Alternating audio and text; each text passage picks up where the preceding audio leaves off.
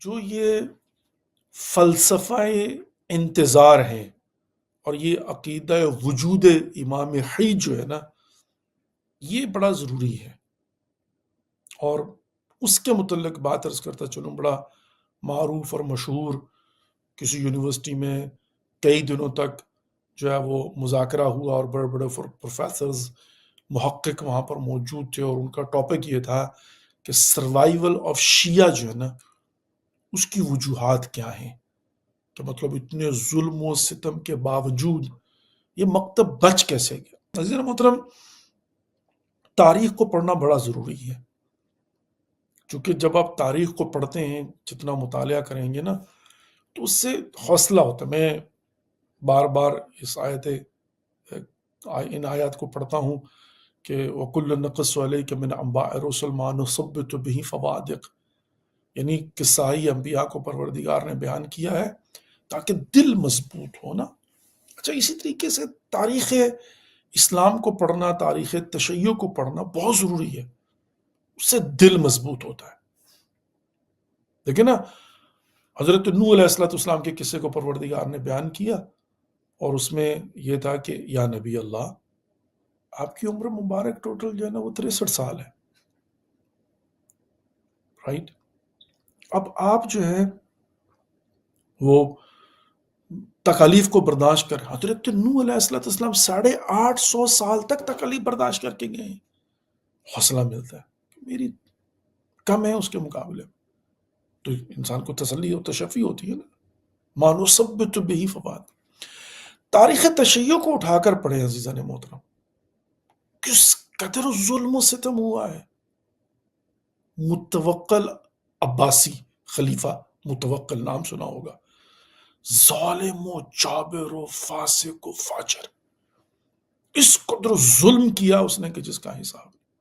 اس زمانے کے اندر ہے کہ وہ دیواروں کے اندر زندہ چنوا دیتا تھا. اور میں بارہا یہ قصے بیان کر چکا ہوں کہ وہ سادات کو جو ہے نا ڈھونڈتے تھے اور پکڑ کے لاتے تھے، اور لا کر جو ہے نا وہ لاک اپ کے اندر ڈال دیتے تھے، اور پھر جلاد آتا تھا اور پکڑ پکڑ کے وہ جانوروں کی طرح ذبح کر دیتے تھے. پوچھنے والا کوئی نہیں تھا. اور اسی زمانے میں سب سے زیادہ ہجرت ہوئی ہے بائی دا وے، کہ متوکل کے زمانے میں جو ہے وہ سادات جو تھے، وہ آل رسول جو تھیں، وہ اپنی عزت، ناموس اور جانیں بچا کر وہاں سے نکلے ہیں. کہ یہاں سے نکل جائیں، یہ تو خون کا پیاسا تھا. ذرا تصور کرنا، تاریخ کو اٹھا کر دیکھیں. اور بائی دا وے یہ بات عرض کرتا چلوں کہ جب ہم بات کرتے ہیں نا ظالم کی، تو یہاں پر بعض اوقات انسان کے ذہن میں یہ آتا ہے کہ ظالم جو ہے وہ ڈیفینیٹلی کافر اور مشرک ہوگا. لیکن جب تاریخ پڑھتے ہیں تو انفارچونیٹلی آپ کو یہ ملے گا تاریخ کے اندر، اور یہ کانسیپٹ آپ کا جو ہے نا وہ مطلب کلیئر ہوتا ہوا چلا جائے گا کہ یہ بدبخت سارے مسلمان تھے، ادعائے اسلامی کرتے تھے، خلافت، خلیفت المسلمین، باقاعدہ مسجدوں میں جا کر جماعتیں کرواتے تھے، سر پر دستار رکھتے تھے، ہاتھ میں تسبیح ہوتی تھی، چہرے پر داڑھی ہوتی تھی، اسلام کا، مسلمین کا نام لیتے تھے، قرآن کی باتیں کرتے تھے، روزے رکھتے تھے، حج کرنے جاتے تھے، اور اس کے ساتھ ساتھ عیاشیاں کرتے تھے، بدماشیاں کرتے تھے. اور اس زمانے میں بھی فلاسفرز کی اور یہ جو اندیش مندان ہیں، ان کی کوئی کمی نہیں تھی جو عامت الناس کو، عام پبلک کو گمراہ کرتے تھے اور ان کا ساتھ دیتے تھے.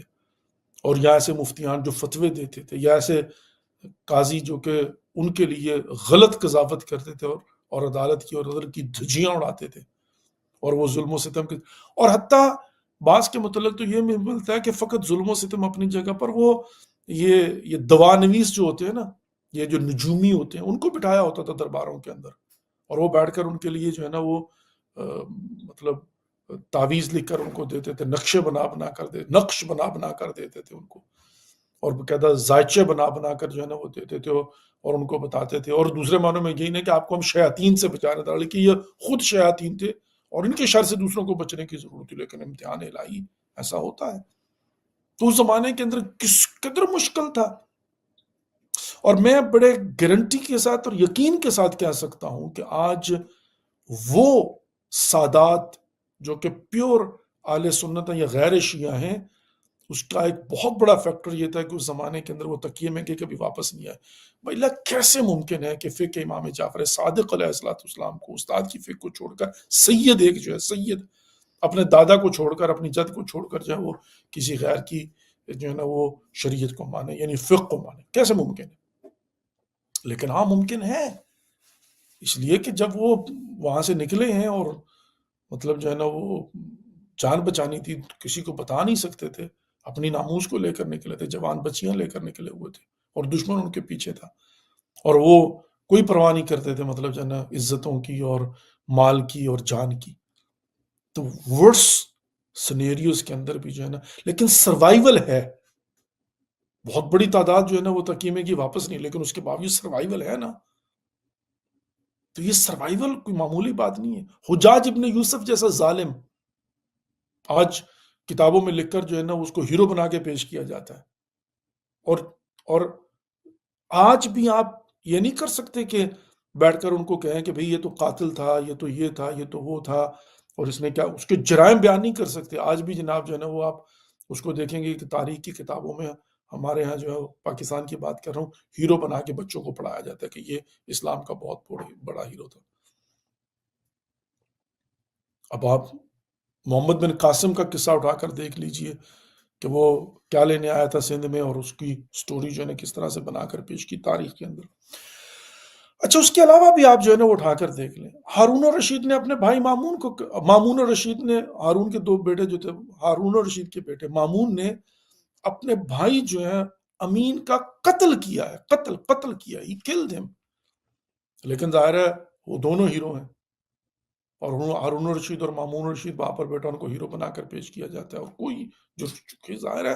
تو تاریخ کو جب آپ پڑھیں گے نا، اور بالخصوص آپ کو اگر تاریخ کے اندر سمجھ آ جائے گی حق کیا اور باطل کیا، تو آپ کو پتہ چلے گا کہ حق کے ماننے والوں کا ہر دور میں شیوا سلوک ایک رہا ہے، اور باطل کا، فرعونوں کا، شیطانوں کا، یزیدیوں کا بھی سلوک اور شیوا ایک ہی رہا ہے.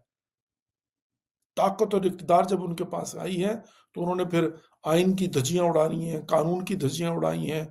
انہوں نے پھر جناب جو ہے نا وہ کسی کی عزت کو نہیں دیکھا، ناموس کو نہیں دیکھا، ظلم و ستم کے پہاڑ ڈھائے ہیں اپنی حکومت اور اقتدار کے لیے. ان کی آنکھوں کے اوپر جو ہے نا وہ پٹی پڑ جاتی ہے، اور نشہ جو ہے نا وہ طاقت اور اقتدار کا، پھر ان کو کچھ سمجھ نہیں آتا کہ حق کیا ہے، باطل کیا ہے، سچ کیا ہے، جھوٹ کیا ہے. اور یہ تاریخ بھری پڑی ہوئی ہے، یہ کوئی نئی بات نہیں ہے، ہمیشہ ایسا ہوا، اور آج بھی ہو رہا اور ہوتا رہے گا. نہ یہ کوئی نئی بات ہے، اور نہ یہ کوئی ایسا ہے کہ مطلب جو ہے نا یہ تکرار نہیں ہوگی اور زمانے میں. تو مزہ آتا ہے جب آپ تاریخ کا مطالعہ کرتے ہیں اور تاریخ کے اندر کرداروں کو غور سے سمجھ لیتے ہیں، اور پھر آج کے زمانے میں جب دیکھتے ہیں کہ او ہو یہ تو فلاں کردار کی طرح کا ہے، اور آپ کو اتنا عجیب لگتا ہے کہ ہو بہو ویسے ہی کر رہا ہے، ہو بہو ویسے ہی کر رہا ہے، یعنی بالکل جو ہے نا وہ جا کر فٹ بیٹھتا ہے، بالکل ویسے ہی سوچ رہے. اور پھر آپ تاریخ کو پڑھنے کے بعد سمجھ جاتے ہیں کہ اس بدبخت کا انجام بھی وہی ہونے والا ہے، لیکن اس کو سمجھ نہیں آ رہی ہوتی، لیکن اس کو جو ہے نا کوئی پرواہ نہیں ہوتی. تو تاریخ کو پڑھنا چاہیے نا. تو نمبر 1 یہ ہے کہ تاریخ میں دیکھیں ظلم و ستم کس قدر ہوا. عزیز محترم، اتنا ظلم کہ انسان اپنا وطن چھوڑ دے، اتنا ظلم کہ انسان اپنے عقیدے کے اوپر تکیہ کر لے. آپ تصور کریں کتنا ظلم ہوگا، وہ کس قدر ظلم ہوگا کہ انسان جو ہے نا برداشت نہ کر پائے. تاریخ کو اٹھا کر دیکھیں نا عزیز محترم تاکہ سمجھ میں آئے. متوکل عباسی جو ہے اس نے قبر امام حسین علیہ السلام پر پانی چھوڑ دیا تھا، وہاں پر جا کر اس نے قتل و غارت کی ہے.